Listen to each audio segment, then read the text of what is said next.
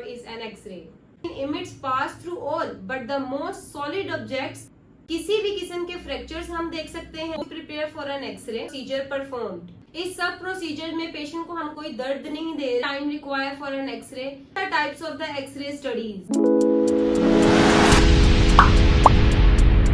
Assalamualaikum. Welcome to Imaging Tech Studies. Now we are studies what is an X-ray.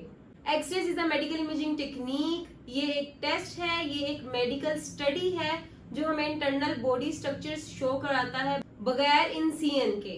X ray एक electromagnetic radiation है. Electromagnetic spectrum होते हैं जिसमें radio wave, infra radiations, UV radiations, visible light, x-rays, gamma rays, ये सब electromagnetic spectrum में आते हैं. हम बात कर लेते हैं वेवलेंथ की. हम अपनी आम आंख से वेवलेंथ जो है वो हम 380 से लेके 700 नैनोमीटर तक हम उसकी वेवलेंथ हम देख सकते हैं. जैसे विजिबल लाइट है, रेनबो स्पेक्ट्रम आता है, वो हम अपनी नेकेड आई से देख सकते हैं. जैसे एक्सरे है, एक्सरे की वेवलेंथ बहुत छोटी होती है, इस वजह से हम उसको नेकेड आई से नहीं देख सकते. इसी तरह हम फ्रीक्वेंसी की बात कर लेते हैं. फ्रीक्वेंसी एक्सरेज की बहुत ज्यादा होती है और वेवलेंथ बहुत छोटी होती है. Short wavelength but high frequency. हमने बात कर ली वेवलेंथ की, फ्रीक्वेंसी की. अब हम बात करते हैं कि एक्सरे काम कैसे करता है. जो एक्सरे है वो बॉडी से जब पास करता है, जैसे ये हैंड है, एक्सरे पास करेंगी. जो हमारे हैंड में अब ये बोन्स है, इसके अंदर जो बोन्स है वो एक्सरे एब्जॉर्ब कर लेंगी और हमें इमेज हमें बिल्कुल व्हाइट नजर आएगी. सॉफ्ट टिश्यू होंगे वो हमें ग्रे नजर आएंगे और जो एयर होगा, फ्लूइड होगा, वो हमें ब्लैक नजर आएगा. ये हैंड एक्सरे की इमेज आप देख सकते हैं. इसमें देखिएगा बोन्स बहुत ब्राइट नजर आ रही हैं, वो व्हाइट कलर है. आगे पीछे जो सॉफ्ट टिश्यूज हैं वो हमें ग्रे नजर आ रहे हैं. और x-ray machine emits pass through all but the most solid objects create image. इसी तरह हम देख सकते हैं कि हमारी बॉडी में कोई भी फ्रैक्चर हुआ हो तो वो हमें क्लियर नजर आ जाता है, तो वो जगह हमें ब्लैक नजर आती है और बाकी सारी बोन हमें व्हाइट नजर आती है. हम इजीली डायग्नोज कर सकते हैं बोन फ्रैक्चर को एक्सरे के जरिए से. Now we are discuss what can be detected on x ray.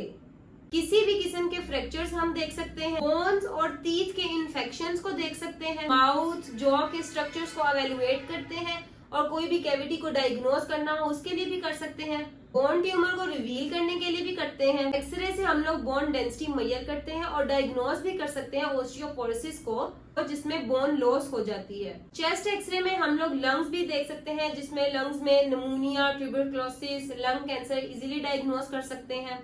Chest x ray से हम लोग हार्ट फेलियर के साइंस देख सकते हैं और लंग्स और हार्ट का ब्लड फ्लो चेंजेस भी देख सकते हैं. एक्सरे से हम लोग डाइजेस्टिव ट्रैक भी देख सकते हैं, जिससे हमें किडनी स्टोन्स भी मिल सकता है. मतलब सारा डाइजेस्टिव ट्रैक इजीली हम एक्सरे में देख सकते हैं. जरा डिटेल से देखना हो तो हम लोग कंट्रास्ट भी यूज कर सकते हैं. डाइजेस्टिव ट्रैक के लिए हम लोग बेरियम यूज करते हैं. मोस्ट कॉमन हम बच्चों में एक्सरे करते हैं. जो कॉइन्स और टेनी टॉय जो होते हैं वो अंदर नगल लेते हैं, उनको लोकेट करने के लिए हम लोग एक्सरे करते हैं.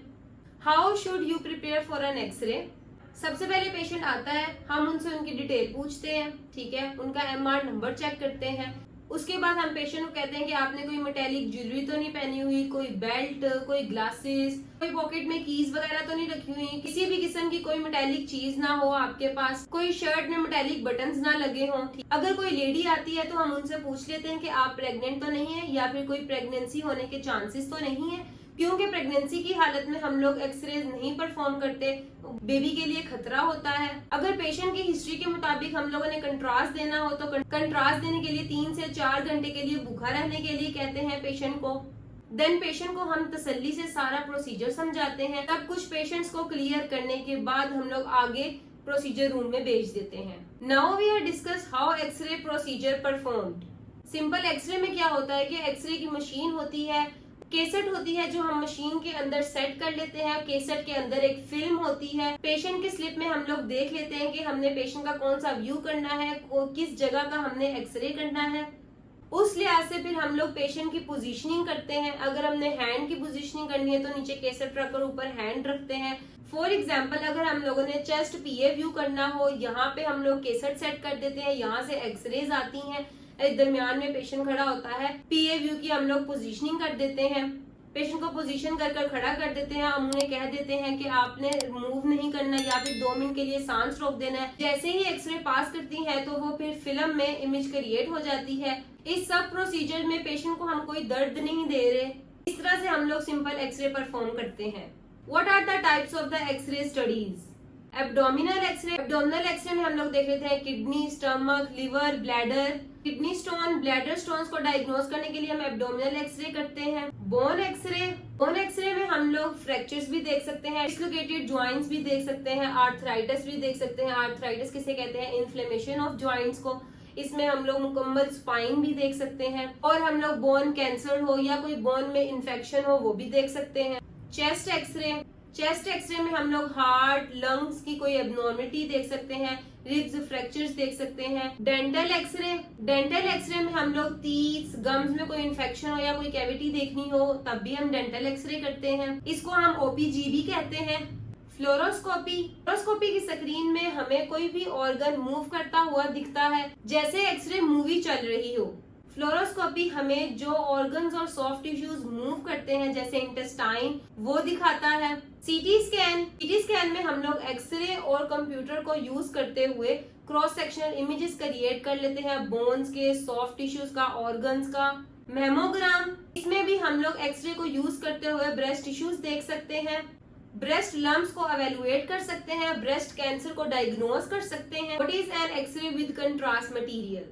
कुछ एक्सरे में हम लोग कंट्रास्ट मटेरियल यूज करते हैं। मटेरियल को हम कंट्रास्ट एजेंट भी कहते हैं, कंट्रास्ट डाई भी कहते हैं। कंट्रास्ट मटेरियल लिक्विड में भी आता है, पाउडर्स में भी और पिल्स में भी आता है। Contrast material blood vessels, intestine और अदर स्ट्रक्चर्स को एम्फसाइज करने में हेल्प करता है। एक्सरे करने से पहले हम लोग कंट्रास्ट देते हैं। कंट्रास्ट 3 तरह से दे सकते हैं, एक ओरली दे सकते हैं, दूसरा आईवी इंजेक्शंस लगाकर दे सकते हैं, तीसरा हम लोग रेक्टम के थ्रू भी दे सकते हैं। How many time require for an x-ray? X-ray perform करने में हमें सिर्फ 5 से 10 मिनट लगते हैं। Now we are discuss side effects of an x-ray. वैसे तो 1-2 दफा एक्सरे परफॉर्म करवाने से कोई साइड इफेक्ट नजर नहीं आता। अगर आप कंट्रास्ट यूज करें तो कंट्रास्ट से हमें कोई मेटालिक टेस्ट आ सकता है, ईचिंग हो सकती है, नोजिया, वॉमिटिंग ये हो सकता है। कंट्रास्ट लेने की वजह से ये सब हो सकता है, लेकिन कुछ मिनट्स के लिए और बहुत कम पेशेंट्स में ये सब चीजें देखी जाती हैं। और एक्सरे के कोई खास साइड इफेक्ट्स नहीं है। अनबॉर्न बेबी के लिए हार्मफुल है।